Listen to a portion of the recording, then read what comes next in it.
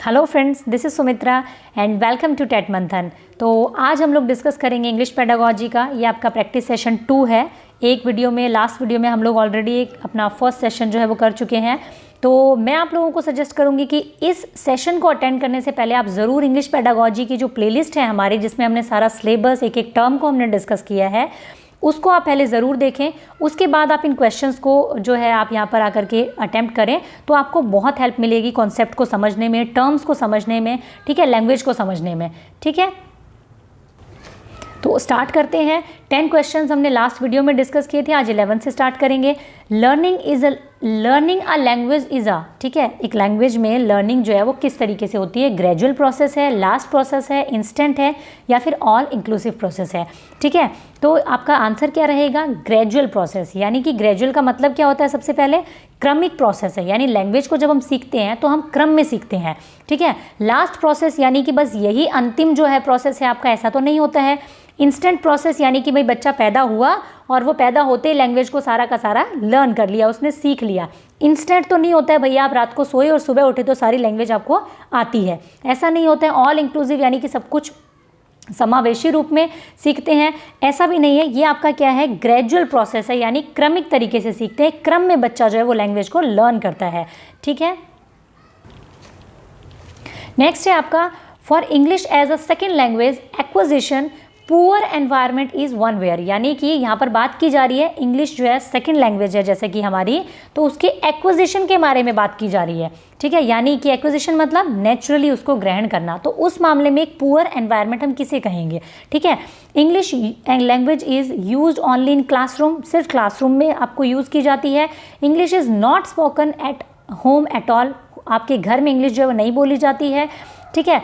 Access to English learning material is unavailable to student, यानी कि जो इंग्लिश लर्निंग मटीरियल है वो स्टूडेंट को अवेलेबल नहीं होता है। नन ऑफ द अबव, तो इसका आंसर आपका क्या रहेगा, सी। यानी कि जो इंग्लिश लर्निंग मटेरियल है वो अनअवेलेबल है स्टूडेंट के पास में। तो यहाँ पर लर्निंग की तो बात ही नहीं की जा रही है ना, कि अवेलेबल है या नहीं है मटेरियल।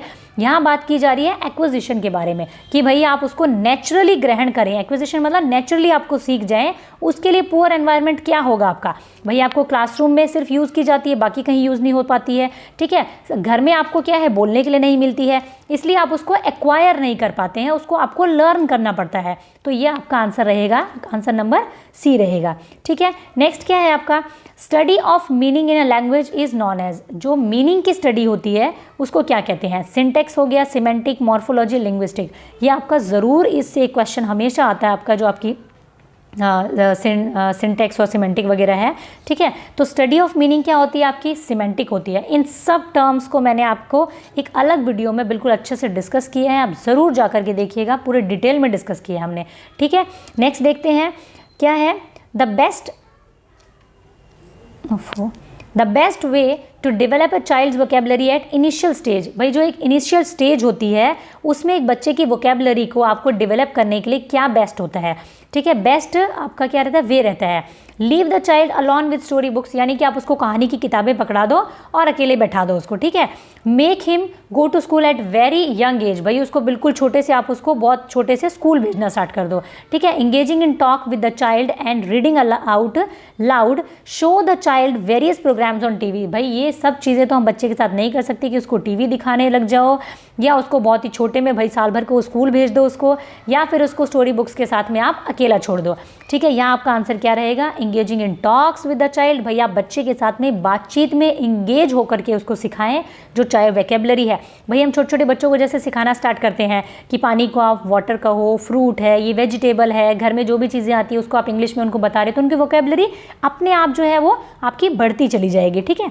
और आप कुछ चीज़ उसके सामने पढ़ रहे हो तो आप उसको लाउडली पढ़ो, ताकि उसको समझ में आए कि आप क्या चीज़ मतलब पढ़ रहे हो उसके सामने, उसको मीनिंग समझाओ, लाउडली पढ़ो, तो उसकी वोकेबलरी जो है वो अपने आप डेवलप होगी, ठीक है। नेक्स्ट है आपका, dash is prerequisite to learning English, ठीक है। तो क्या होगा, knowledge of grammar, motivation, reading story, या फिर cramming words and their meaning.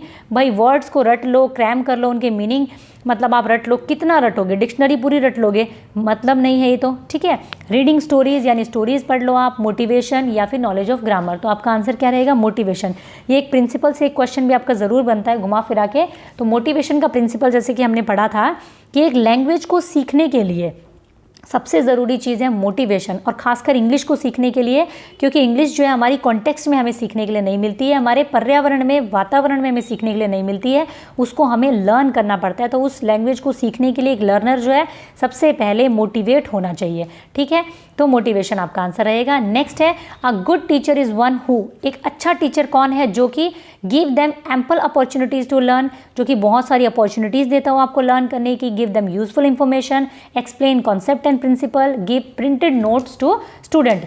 तो आंसर क्या रहेगा, give them ample opportunities to learn. ये सारी चीज़ें अपनी जगह पर, ठीक है, एक टीचर की मतलब वो होंगी, लेकिन आपको एक टीचर सबसे बेहतर वो है जो कि आपको एक एम्पल अपॉर्चुनिटीज़ दे लर्न करने की, भाई हर तरीके से आपको सीखने के लिए बहुत सारी अपॉर्चुनिटीज़ मिले, तो वो एक अच्छा टीचर कहेंगे हम उसको, कि वो आपको हर परिस्थिति में कुछ सीखने के लिए अपॉर्चुनिटी दे, ठीक है।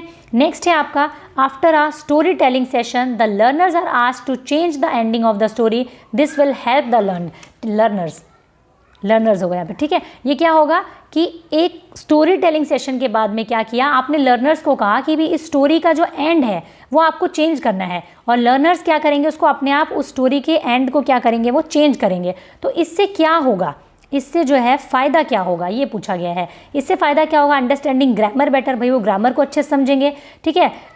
डेवलप लाइब्रेरी रेफरेंस स्किल, उनकी ये स्किल बेहतर होगी, ठीक है। इवेल्युएट द टीचर्स ओरिजिनलिटी, भाई वो टीचर की जो ओरिजिनलिटी है उसको इवेल्युएट करेंगे, या फिर उनकी जो इमेजिनेटिव है और क्रिएटिविटी है वो उनकी क्या है, बढ़ेगी, आपकी क्या होगी,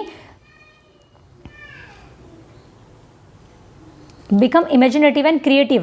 भाई बच्चे जो हैं इमेजिनेटिव और क्रिएटिव बनेंगे। तो बिल्कुल ये आंसर रहेगा आपका। आपने एक बच्चे को स्टोरी सुनाई और आपने कहा इसका एंड जो है आप अपने हिसाब से चेंज कर दो अब, तो बच्चा सोचेगा, उसके अंदर इमेजिन करेगा कि इस स्टोरी का एंड ये है, लेकिन अगर हमें इस स्टोरी का एंड बनाना हो तो हम क्या बनाएंगे, तो वो अपना क्रिएटिव माइंड लगाएगा, क्रिएटिविटी यूज़ होगी, वो इमेजिन करेगा कि इस स्टोरी का एंड क्या हो सकता है, ठीक है। तो ये आपका आंसर रहेगा। नेक्स्ट है आपका, नेक्स्ट है आपका the major objective of teaching English at primary level is, primary level पे इंग्लिश को पढ़ाने का मेजर ऑब्जेक्टिव क्या होता है, using English in different situation of life, speaking English in British accent, ठीक है, या फिर scoring good marks in exam, knowing the grammar of English, ठीक है। तो जो आपकी बात की जा रही है ना, याद रखिए हमेशा, आप ज़रूर देखिए किस स्तर पर बच्चे में बात की जा रही है। प्राइमरी लेवल पर बात की जा रही है, ना तो हम ग्रामर के लिए पढ़ाएंगे उसको, ना ही मार्क्स के लिए, ना ही कि भाई वो कोई मतलब अंग्रेज बन जाए, ब्रिटिश का एक्सेंट सीख जाए। हम उसको मेजर ऑब्जेक्टिव क्या रहता है कि भाई वो इंग्लिश को जो है डिफरेंट सिचुएशन में थोड़ा यूज़ करना सीख जाए, कॉन्टेक्स्ट में इस्तेमाल करना सीख जाए, भाषा को थोड़ा समझना सीख जाए। हमारा जो मेजर ऑब्जेक्टिव रहता है वो यही रहता है प्राइमरी लेवल पर, कि सिचुएशन वाइज जो लाइफ में वो थोड़ी थोड़ी इंग्लिश को जाए यूज़ करना सीख जाए, ठीक है। तभी तो हम उसको छोटे छोटे वर्ड्स क्लूज में हम उसको इंग्लिश को थोड़ा सा सिखाते हैं प्राइमरी लेवल पर, ठीक है। When a child learns a language naturally without much practice it is called, भाई बिना किसी प्रैक्टिस के, ज़्यादा प्रैक्टिस के बच्चा जो है एक लैंग्वेज को नेचुरली सीख जाता है, तो वो क्या होता है, जर्नलाइजेशन, लैंग्वेज अडेप्शन, या फिर लैंग्वेज लर्निंग या लैंग्वेज एक्विजिशन। तो बिल्कुल क्या रहेगा, लैंग्वेज एक्विजिशन। जब हम नेचुरली सीख जाते हैं अपने एनवायरनमेंट से, अपने आसपास से सुन करके जब हम सीख जाते हैं, तो वो हमारा एक्विजिशन होता है, जो कि ग्रहण करना कहते हैं जिसको। अगर हम बोलें कि इसमें हमने प्रैक्टिस दिया है, एफर्ट दिया है, तो क्या कहेंगे, उसको लैंग्वेज लर्निंग कहेंगे, ठीक है। नेक्स्ट है आपका active vocabulary consist of word which are, active vocabulary में किस तरीके के वर्ड्स होते हैं, यूज्ड फ्रीक्वेंटली, फोनोलॉजिकल और लेक्सिकल, यूज्ड ओकेशनली, या फिर डिफिकल्ट टू प्रोनाउंस। अब क्या कहेंगे इसमें, देखिए कि जो एक्टिव वोकेबलरी होती है वो होती क्या है। एक्टिव वोकेबलरी क्या होती है, जो हम फ्रीक्वेंटली, जो डेली यूज़ में हमारे कुछ वर्ड्स होते हैं जो हमारे डेली इस्तेमाल में आते हैं, जिनको हम यूज़ करते हैं फ्रीक्वेंटली। लेकिन एक होती है पैसिव वोकेबलरी। पैसिव वोकेबलरी क्या होती है, कुछ वर्ड्स होते हैं जिनका मीनिंग और जिनकी जो भी चीज़ें हैं उसकी समझ हमारे माइंड में होती है, कहीं ना कहीं सबकॉन्शियस माइंड में हमें उनका मीनिंग भी पता है, लेकिन वो डेली लाइफ में इस्तेमाल नहीं होते। बहुत सारे ऐसे वर्ड्स होते हैं जो आपको आते हैं लेकिन डेली लाइफ में वो यूज़ नहीं होते रोज़ रोज़। तो इसमें क्या रहेगा आपका, एक्टिव वोकेबलरी में वो आते हैं जो आपके फ्रीक्वेंटली यूज़ होते हैं, ठीक है। तो ये था आज का हमारा डिस्कशन। अगर डिस्कशन पसंद आया हो तो ज़रूर आप इसे लाइक कीजिए, ठीक है। और अगर कोई कन्फ्यूजन हो तो कमेंट कीजिए, शेयर कीजिए अपने सभी फ्रेंड्स के साथ में, सब्सक्राइब कर लीजिए चैनल को। अगर नए हैं तो बेल आइकन हिट कर दीजिए ताकि आने वाली रोज़ की वीडियो की नोटिफिकेशन आपको मिल सके। Thank you, keep learning, keep supporting.